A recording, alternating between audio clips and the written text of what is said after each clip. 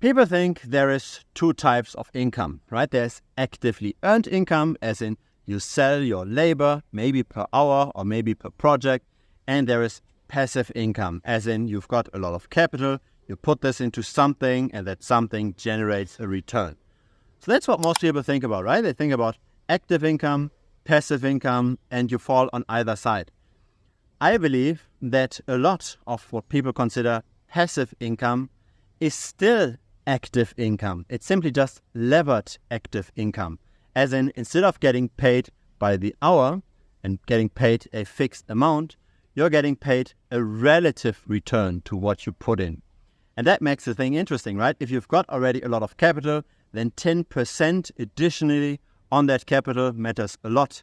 If you don't have a lot of capital, then of course simply selling your hours makes more sense, because getting just 10% on a few dollars doesn't really matter. So what I believe is, still, even if you do passive investing, you're still doing something actively, because if you just park your money, say in the S&P 500, and you completely forget about it, right? A low-cost index ETF, the S&P 500, you tend to still just keep up with monetary debasement. So USM2, the US money supply, increases by roughly 7% per annum. The price of the S&P 500 also increases only by 7 to 8% per annum. You do have on top of that, of course, dividends, but you also have on top of that fees, you also have on top of that taxes. So maybe that cancels each other out, right? So in the end, if you simply just park your money, even in something risky that's volatile, like the S&P 500, you're not really gaining purchasing power. So really what you need to do is you need to become better than the average investor. And we're now even talking about the S&P 500, which is one of the best performing stock markets, right? If you look at other stock markets, if you look at the German stock market, the German DAX, or you look at the Hong Kong stock market, the Hang Seng, and you look at that denominated versus US money supply, you're even underperforming. So you really have to somewhat become better than average. And being better than average is not a passive thing. It is an active thing. You have to look at how to potentially time the market. You have to figure out, when are stocks potentially cheap? When are they potentially expensive? When is property potentially cheap? When is it potentially expensive? When is Bitcoin cheap or expensive? When are bonds cheap or expensive? Right? You have to use different kinds of pricing models for different assets, and that's the reason why also the correlation between those asset classes is relatively low. There's different factors that impact the prices of different assets.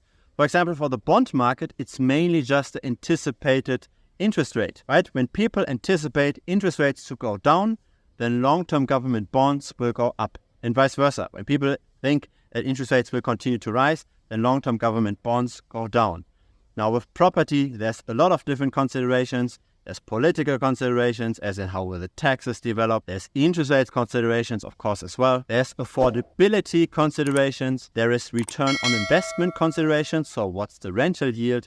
There's all kinds of considerations. You get a whole bag of factors that impact property prices. For stocks, we've got the PE ratio, we've got the dividend yield. For Bitcoin, we've got the realized price, as in what is the average cost basis of the market? Is the market currently in profit or in losses? So there's very different influences on different asset classes. We want to own them all, but we want to own less when they're currently expensive, and we want to own more when they're currently cheap. This video is sponsored by the Premium membership. I never take any money from any crypto project. I never take any affiliate links from centralized exchanges. I never pump and dump coins. Instead, I offer valuable tutorials in the Premium membership. Feel free to check it out. And this kind of management has to be done actively, right? You can't just allocate to everything and keep it all as is.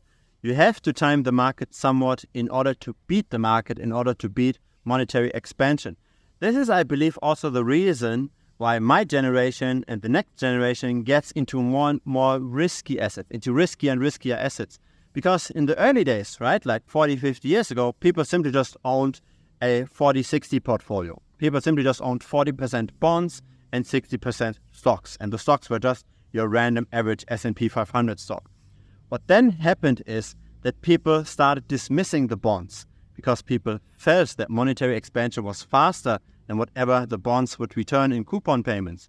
So then, because you lose money with the bonds, people simply just went 100% stocks.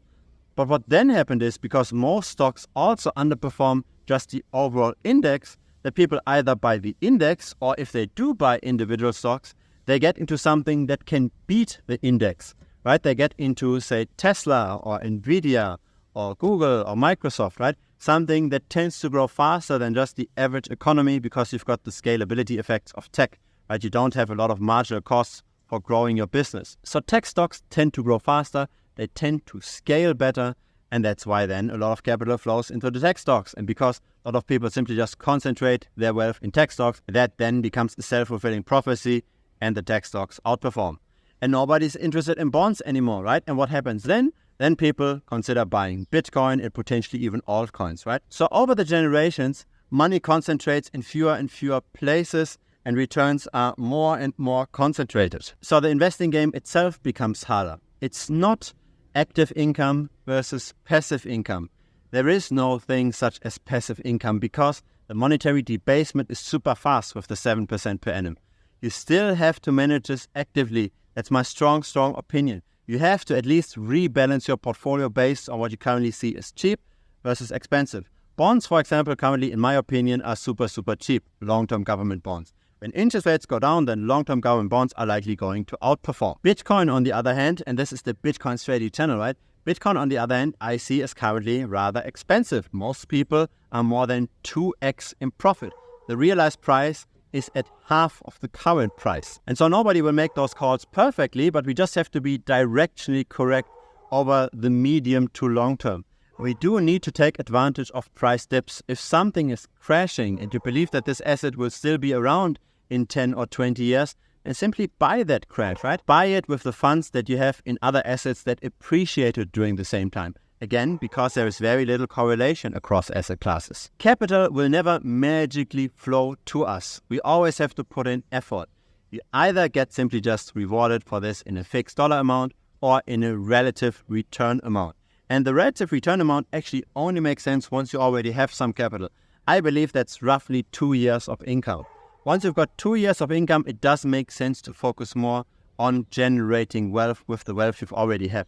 If you've got less than that, then it does make sense to simply sell more time, right? To find an hourly rate that might be higher than your current one, skill yourself up, right? Learn something that's in high demand, I don't know, AI programming or whatever it is, right? Get a lot of money per hour, sell a lot of hours until you've got 2 years of income saved up, and then use those 2 years to actually outperform the market.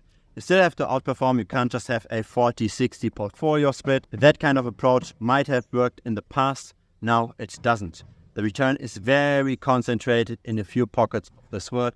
It's concentrated in the US, and even within the US, it's concentrated in tech. It's concentrated in high-risk investments that can outperform monetary expansion. Most assets, unfortunately, can't do that. And so this is how I believe the world works, right? You're either part of the majority that tends to underperform, that tends to get a worsening lifestyle over time, or you put in the effort to become part of the minority. And that is by working more initially, and then once you've got the capital, put in the effort to grow that capital faster than just the S&P 500. It doesn't just come magically to you. Simply just working and saving and putting the delta into the S&P 500 over 10, 20 years is not going to cut it. If it's your first time here, feel free to subscribe. I publish this regularly. A like would be very much appreciated as well. Helps the channel grow. Feel free to also join our Telegram channel.